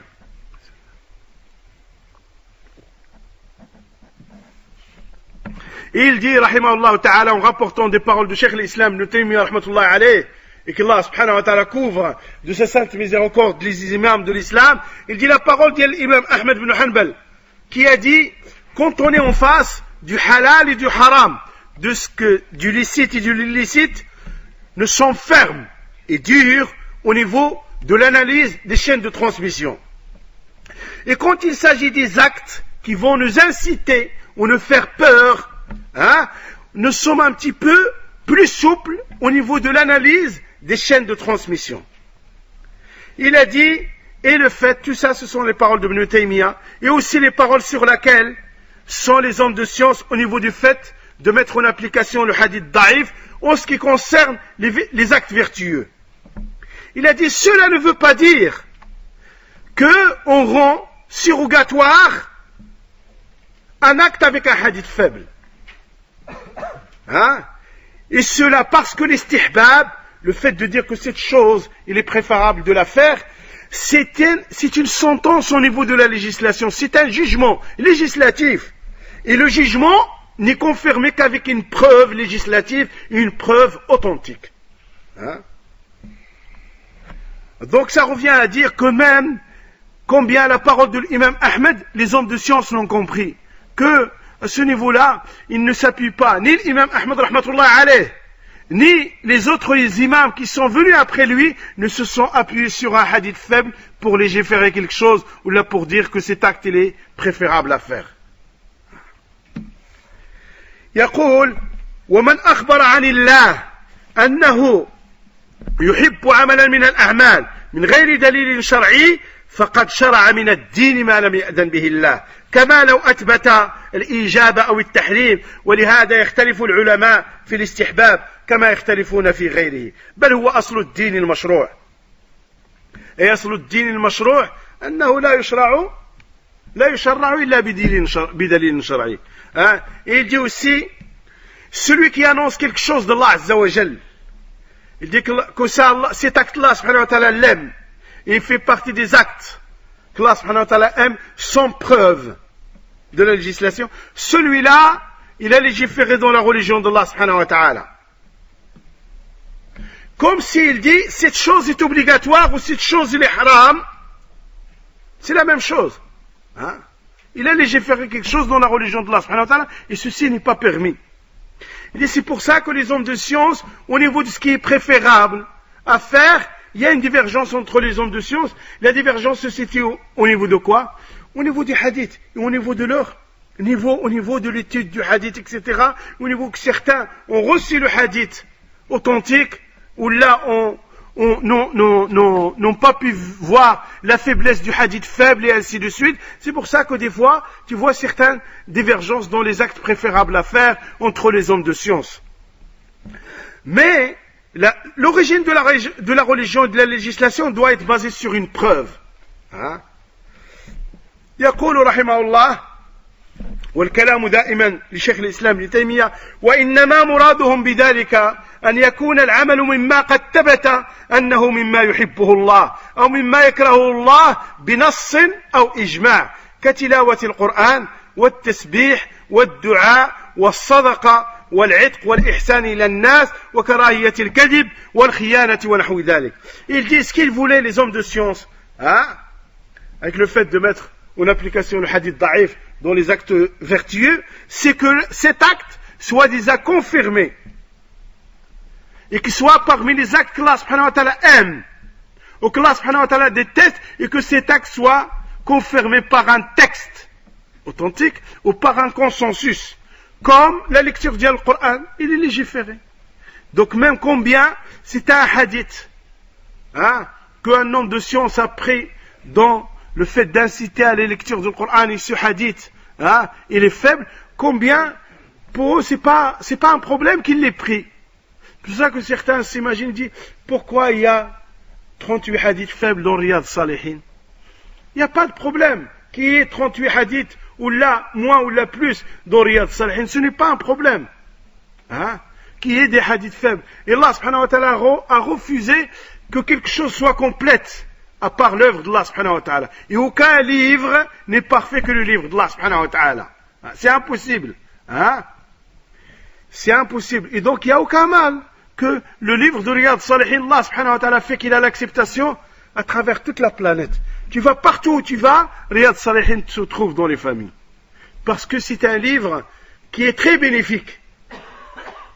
Qui commence par la sincérité et qui se termine par le delà, et en passant par toutes les bonnes œuvres et les vertus que nous devons acquérir à tous les niveaux et dans tous les domaines. Et ça ne gêne en rien qu'il y a des hadiths da'if dedans, parce que l'œuvre complète, il n'appartient qu'à Allah subhanahu wa ta'ala. Donc le fait que pour tilawat al-Qur'an, un homme de science a pris comme hadith un hadith faible, les vertus et les récompenses de tilawat al-Qur'an sont dans des hadiths authentiques. Il en est de même pour la glorification de Allah subhanahu wa ta'ala. Il en est de même pour dua. Il en est de même pour la charité. Il en est de même dans le fait de libérer un esclave. Il en est aussi de même pour le fait de propager le bien et d'être bon avec les gens. Et le fait que le mensonge est détestable, il est légiféré. Et aussi la trahison, il est interdite dans la religion de Allah subhanahu wa ta'ala. Et donc combien ça gêne en rien quand un homme de science utilise un hadith da'if comme un compagnon pour donner un peu plus d'incitation aux gens, mais le hadith lui, mais les vertus et les récompenses sont confirmées dans un hadith authentique. Et ça c'est la voie des hommes de science.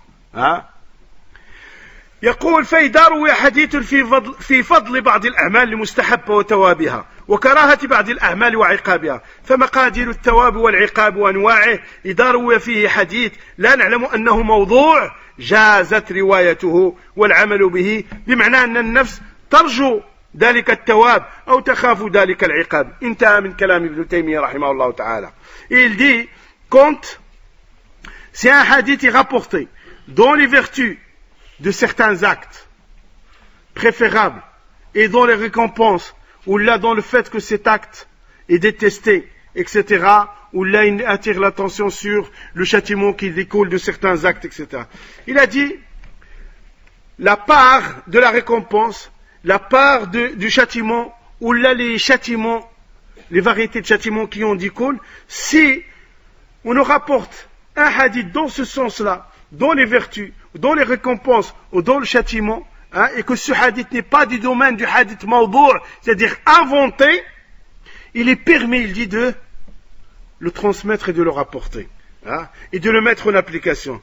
Il dit parce que l'être humain tout simplement espère la récompense qu'il y a dans ce hadith, ou a peur du châtiment qui est cité dans ce hadith. Et là s'arrête la parole de l'imam Ibn Taymiyyah rahmatullah alayh. Et Cheikh Ibn Barzis dit وقد لخص العلامة الألباني رحمه الله تعالى في مقدمة صحيح الترغيب والترهيب كلام شيخ الإسلام هذا فقال. Il dit رحمه الله, et l'imam l'Albani rahmatullah alayh a résumé dans l'introduction de son livre, de son ouvrage الترغيب والترهيب, les paroles d'Ibn Taymiyyah rahmatullah alayh. يقول ونستطيع أن نستخلص منه أن الحديث الضعيف له حالتان. Et Cheikh l'Islam, Cheikh Nasr rahmatullah alayh a dit, et nous pouvons dire que la situation du hadith da'if, il a deux cas de figure, deux situations. Le hadith da'if a deux situations.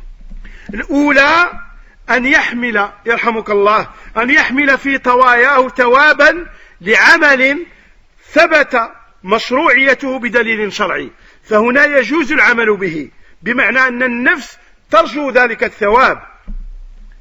ومثاله عنده التهليل في السوق بناء على أن حديثه لم يثبت عنده. أي لم يثبت عنده شيخ الإسلام ابن تيمية رحمه الله. Il dit رحمه الله تعالى, et le premier cas de figure du hadith da'if, c'est qu'il porte en lui les vertus et les récompenses d'une œuvre qui est confirmée par un hadith authentique, qui est légiféré par un hadith authentique. Il dit dans ces cas-là, il est permis de le mettre en application en espérant avoir la récompense qu'il y a dans ce hadith. Mais l'acte lui-même, il est confirmé par quoi? Par un hadith authentique. Il dit mitaluhu indah, ay, son exemple chez Cheikh l'Islam, c'est le fait de faire tahlil dans ce sort, dans le marché. Pour Cheikh l'Islam de Taymiyyah, pour lui ce hadith n'était pas authentique, il était faible. Mais il l'a pris comme compagnon. Pourquoi? Parce qu'il y a d'autres hadiths qui confirment les vertus de dire la ilaha illallah wahdahu la sharika lahu lahul mulku wa lahul hamdu wa ala kulli shay'in qadir. يقول والحالة الثانية أن يتضمن عملا لم يثبت بدليل شرعي يظن بعض الناس أنه مشروع فهذا لا يجوز العمل به. Il dit, le deuxième cas pour le hadith da'if, c'est qu'il contient un acte qui n'est pas confirmé par la législation, par un hadith authentique. Et dans ces cas-là, on n'a pas à le mettre en application pour que les gens ne croient pas que ça, c'est légiféré. Vous voyez, deux cas de figure devant le hadith da'if, ainsi sont les hommes de science devant le hadith da'if. Et dis-toi bien que quand, tout de suite des frères, ils voient un hadith da'if cité dans un livre qui a été traduit, et ça, l'islam prend-le dans les règles pour instaurer les hommes de science. Et ils viennent te voir tout de suite, t'as vu le hadith da'if qu'il y a dedans? Ce hadith da'if, il porte en lui une récompense qui est confirmée. L'acte, il est confirmé déjà par un hadith authentique, et là, il y a dedans une récompense. Donc, si les hommes de science le mettent là, c'est pour que les gens soient poussés encore plus à œuvrer cette œuvre pour avoir cette récompense, tout simplement. يقول رحمه الله وقد وافقه على ذلك العلامة الأصولي المحقق الإمام أبو إسحاق الشاطبي الغرناطي في كتابه العظيم الاعتصام. Et Cheikh Nasr rahmatullah il a dit que la même voie qu'a pris Cheikh l'Islam Ibn Taymiyyah rahimahullah ta'ala, c'est la même voie qu'a pris l'homme de science, authentificateur qui est l'imam Shatibi rahimahullah, qui était de Cordoue dans son noble livre qui est l'I'tisam de Grenade. barakallahu fik. يقول ولعل في هذا القدر من كلام شيخ الإسلام ما يصحح الخطأ الشائع عند جماعة من أهل العلم وطلابه حيث يفهمون قول العلماء في الحديث الضعيف فهما لا يتفق مع ما أرادوه. Il dit حفظه الله تعالى رحمه الله تعالى, et peut-être que dans cette part de parole d'Ibn Taymiyyah rahmatullah alayh, cette parole est suffisante pour authentifier l'erreur qui est propagée dans le milieu de certains hommes de science, de certains demandeurs de science qui comprennent pas bien comme il se doit la parole des hommes de science concernant le hadith da'if et qu'ils la comprennent pas comme le veulent et comme l'ont pris ces hommes de science rahmatullah alayhi. يقول والأمر الثاني التأكد من صحة الاستنباط التأكد من صحة الاستنباط وسلامة الاستدلال وفقا للقواعد الأصولية المعتبرة. Et là maintenant un deuxième point. Rappelez-vous qu'au début pour cette règle Ibn Barjis il a dit il faut s'assurer de l'authenticité de la chaîne de transmission. Maintenant, il nous ramène au deuxième point en face du hadith qui nous appelle à appliquer une sunna. Il dit et s'assurer aussi de la validité et de l'authenticité des lois et des choses qui sont extraites de ce hadith et que le hadith est bien mis à sa place au niveau de la preuve et qu'il est utilisé conformément aux règles considérées chez les hommes de science. Ça suffit pas d'avoir un hadith sahih à côté de toi. Ça suffit aussi d'avoir la bonne compréhension. Et que le hadith, combien le hadith des fois, il est authentique, mais la personne ne l'a pas utilisé à sa place. Une fois, nous nous sommes retrouvés avec une des têtes des Yassiniyin, dans la région de Montpellier. Il le présente là-bas comme un docteur en hadith. Mais le docteur de hadith, je vais vous le décrire ainsi. Le pantalon qui traîne par terre, qui suit les urines des chiens du ruelle de Montpellier, et la ménorage et les J2 qui jouent son rôle tous les matins. Il nous dit comme ça. Il nous dit, qu'est-ce que vous reprochez à Jama'at al-Adl wa al-Ihsan? Il dit, on reproche qu'eux, ils voient le Rasul sallallahu alayhi wa sallam, nous, on ne le voit pas. Et que Jibril, il vient les voir, nous, on le voit pas, on ne sait pas. C'est quoi la preuve pour tout ça? Il a dit, c'est simple. C'est simple. Pour ce qui est de voir le Rasul sallallahu alayhi wa sallam, vous connaissez le hadith de l'Isra ou le Mi'raj? Il dit, ouais. C'est un hadith authentique. Naam, c'est un hadith authentique. Ben, vous voyez, quand le Rasul sallallahu alayhi wa sallam a eu l'ascension vers le ciel, ben, il a rencontré Idriss, alayhi salatu salam, il dit la même chose pour nous. Il dit, subhanallah. Hada, c'est le prophète. Alayhi salatu salam. Et moi et toi, qui nous sommes? Il a dit, bon, on ne peut pas discuter avec vous. Il dit, maintenant, dis-nous pour Jibril comment ça se passe. Il a dit, Jibril, vous connaissez le deuxième hadith dans l'Arba'in Nawawi? Il dit, oui. Et Jibril est venu vous apprendre votre religion. Il a dit, Jibril est venu les voir. Il dit, Akh al-Islam, si tu regardes à la fin, que le Rasul sallallahu alayhi wa sallam leur a dit, est-ce que vous savez qui est cet homme qui est arrivé? Il dit, Allah et son messager le savent seulement. Et à ce moment-là, le Rasul sallallahu alayhi wa sallam leur a dit, ça c'est Jibril qui est venu vous apprendre votre religion. Et les compagnons ne le savaient pas. Et les compagnons ne le savaient pas. Et regarde maintenant, la situation, c'est pas la situation la situation, regarde un hadith authentique, regarde où est-ce qu'il te la met. Ça veut pas dire que tu as le hadith authentique, que ça y est, il faut qu'il soit mis à sa place. Il faut qu'il soit utilisé dans la situation et dans l'événement qui correspond au hadith. Combien les hadiths sont authentiques, mais ils ne sont pas bien utilisés. Ou là, ils sont mal compris.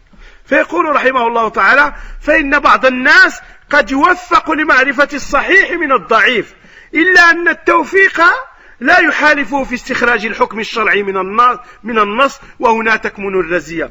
Il dit رحمه الله تعالى car certaines personnes Allah subhanahu wa ta'ala les accomplit à connaître le hadith authentique et du faible. Ils ont cette science, etc.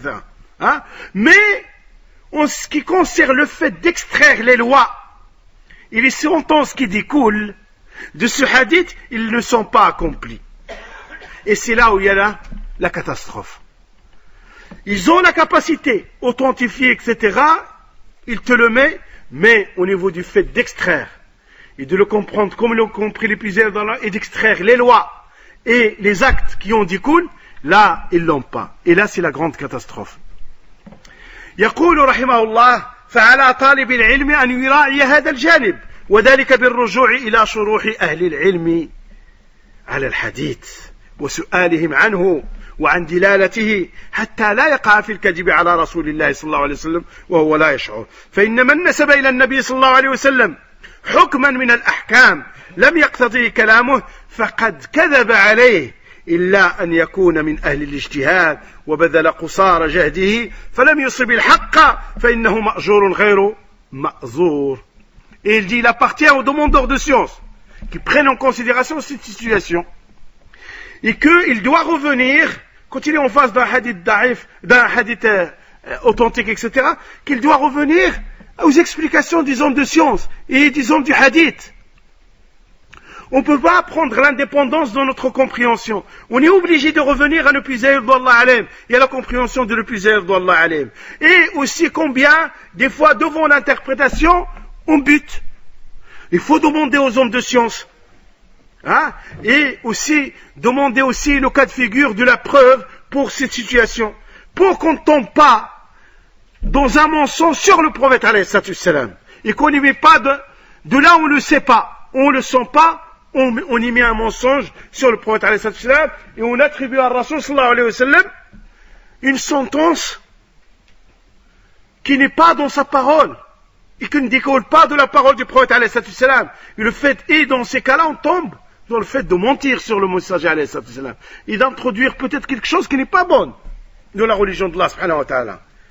Sauf si la personne est un homme de science qui a les outils de l'effort, min ahl al-ijtihad. Hein? Et il n'y a personne parmi nous, entre nous, qui fait partie de ces cas-là. Donc les hommes de l'ijtihad, ce sont les hommes de science. Donc eux, sa science l'a amené à tel point. Il a fait tous les efforts d'interprétation, il a tout. Bon, il est ramené à là. Ben, s'il touche la vérité, il a deux récompenses. Parce qu'il est digne de l'interprétation et de l'effort d'interprétation, et il a fait l'effort. Maintenant, s'il est dans l'erreur, ben il aura une récompense, il ne lui sera pas pris rigueur. Pourquoi? Parce qu'il est digne de cette situation dans laquelle il est, la situation de l'interprétation. Et donc, il ne sera pas châtié, il aura une récompense pour l'effort d'interprétation. Mais s'il m'arrive à moi et à toi de s'aventurer là, même si on touche vrai à l'islam, nous allons rendre des comptes. Parce qu'on n'est pas digne de l'interprétation. Vous comprenez la situation, comment il est? Donc de là, on ne s'amuse pas. On ne s'amuse pas avec la religion de Allah subhanahu wa ta'ala. On ne dit pas n'importe quoi dans la religion de Allah subhanahu wa ta'ala. Et dans tout ce que nous disons, notre source doit être les paroles d'hommes de science. Hein? Et la compréhension de ne plus zahir d'Allah alim et la compréhension des hommes de science. Pour qu'on ne fasse pas du mal, de là on croit qu'on est en train de faire du bien. Et dans ce cas-là, le premier qui tombe dans le mal, c'est la personne elle-même.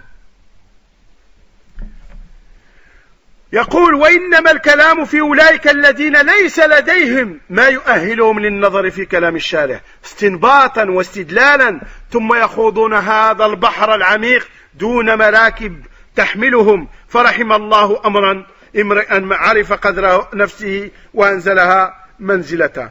Il dit, et toutes les paroles de toute façon concernent ces gens-là qui ne sont pas aptes à analyser les chaînes de transmission, ni à extraire les lois des textes. Et dans ces cas-là, ils s'aventurent dans un océan. Ils s'aventurent dans un océan sans fond. Et ils n'ont même pas de barque qui les portera dans cet océan. Hein? Donc si tu n'as pas de barque, tu t'embarques dans l'océan, qu'est-ce qui va t'arriver à la fin? Quand tu vas fatiguer, gars, il y a la nage. Quand tu vas fatiguer au fin fond de l'océan, qu'est-ce qui va t'arriver? Hein? Tu vois? Donc, quand on n'a pas les outils, on va vers notre perte. Et quand on ne maîtrise pas les règles, et quand on ne fait pas attention, qu'on ne s'oriente pas vers les hommes de science, etc., on va vers quoi? Vers notre perte. Donc il est obligatoire pour nous. Et que Allah subhanahu wa ta'ala couvre toute personne qui connaît sa place et qui connaît sa valeur. Il sait s'arrêter là où il doit s'arrêter. Et هذا c'est un grand bienfait من الله عز وجل. قال معاوية رضي الله عنه إن أغرى الضلالة لرجل يقرأ القرآن فلا يفقه فيه فيعلمه الصبي والعبد والمرأة والأمة فيجادلون به أهل العلم. Et Muawiyah radiyallahu anhu wa arda, il a dit, fait partie de la profondeur de l'égarement de quelqu'un, c'est que un homme, il lit le Coran, il ne le comprend pas. Il l'enseigne aux gamins, il l'enseigne aux serviteurs, il l'enseigne aux femmes, il l'enseigne à tout le monde. Et en leur enseignant, qu'est-ce qu'ils font? Ils vont polémiquer avec les hommes de science. Ils vont polémiquer avec les hommes de science. وقال الإمام عبد الله بن المبارك رحمه الله ليكن الذي تعتمد عليه الأثر وخذ من الرأي ما يفسر لك الحديث. انتهى كلامه رحمه الله. أي كلام ابن عبد البر من جامع بيان العلم. الإمام عبد الله بن المبارك رحمه الله تعالى a dit que ta source et ton pilier soit les preuves, soit le hadith, soit ce qui est authentique de ton prophète alayhi salam et de ses compagnons. Et de l'opinion, prends que ce qui va t'expliquer le hadith. C'est pas l'opinion qui est l'opinion libre, là y'a l'islam, mais l'opinion qui découle de la législation. وقيل لبعض الحكماء إن فلانا جمع كتبا كثيرة فقال هل فهمه على قدر كتبه قيل لا قال فما صنع شيئا. On a dit à un sage, telle personne a réuni beaucoup de livres. Il lui a dit, est-ce que sa compréhension elle est de la valeur et de la grandeur de ces livres? Ils lui ont dit non. Il a dit, il n'a rien fait, Hada. Si sa compréhension n'est pas de la dimension et de la quantité de ses livres, ben il n'a rien fait, il a dit. قال الخطيب البغدادي تعليقا على هذه الحكاية ونحوها وهذه حال من اقتصر على النقل إلى كتابه من غير إنعام النظر فيه والتفكر في معانيه. انتهى من الفقيه والمتفقه. Khatib al-Baghdadi rahmatullah alayh, en commentant cette parole et d'autres qui vont dans le même sens, il a dit, et cela, ça concerne les personnes qui écrivent. Mais ils ne regardent pas ce qu'ils écrivent, ils ne méditent pas, ils ne vont pas comprendre ce qu'ils écrivent. Et ils écrivent, ils ramassent. Nous avons fait dans le livre de Cheikh Ibn Barbizis rahmatullah alayh 4 règles, et il y en aura d'autres, Inch'Allah. On les terminera quelque part, Inch'Allah. Subhanak Allahumma wa bihamdika, ashhadu an la ilaha illa anta, astaghfiruka wa atubu ilayk, wa sallallahu wa sallim ala Muhammadin wa ala alihi wa sahbihi ajma'in. Barakallahu fikum wa ahsanallahu alaykum, jazakumullahu khairan. Qu'Allah vous récompense pour votre comportement, et qu'Allah subhanahu wa ta'ala récompense les frères qui ont été la cause de cette réunion, Inch'Allah. qu'Allah subhanahu wa ta'ala leur vienne en aide, et que, Inch'Allah, qu'Allah subhanahu wa ta'ala fasse que ce genre d'événement soit un petit peu dans toutes les régions, pour que nos frères et nos sœurs, et que aussi, en venir, ceux qui organisent aussi, prévoient aussi pour nos sœurs aussi les endroits, etc. Et combien vous voulez organiser, etc. Demandez l'expérience, vous demandez des idées, concertez-vous avec les anciens qui ont l'expérience de tout ça, pour que vous profitez de leur expérience, parce que il est évident, quand on débute ce genre de truc, il arrive qu'on fasse des petites lacunes, etc. Mais quand on le fait la première fois, la deuxième, la troisième fois, etc., il y a des leçons à chaque fois qu'on prend. Donc prenez la leçon, demandez aux frères qui vous ont devancé dans cette voie-là, demandez leurs conseils, qu'est-ce qu'il faut faire, etc. Et sachez aussi que quand vous êtes dans vos régions, etc., non, nos frères ont pris une initiative qui est extraordinaire, qui est que chacun de chaque région qui a besoin que d'un frère ou un da'i vienne les voir dans leur région, et tout simplement un seul numéro, ne vous cassez pas la tête, vous appelez le frère Abou Anas. C'est tout. Et lui, selon les disponibilités des frères, etc., va vous envoyer la personne adéquate et la personne qui est disponible, Inch'Allah. Et ceci, c'est extraordinaire. Ça devait être depuis longtemps, mais Allah subhanahu wa ta'ala, quand la chose doit se faire, il se fait au moment où Allah subhanahu wa ta'ala l'a décidé. Alors pour ceux qui vont partir, Inch'Allah, faites attention sur la route. Barakallahu fikum.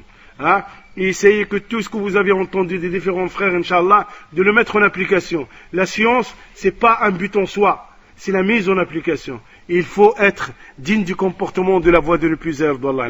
Cette voix, on peut la défendre sans parler, avec notre comportement. Ça peut faire beaucoup, frère Allah Azza wa Jal.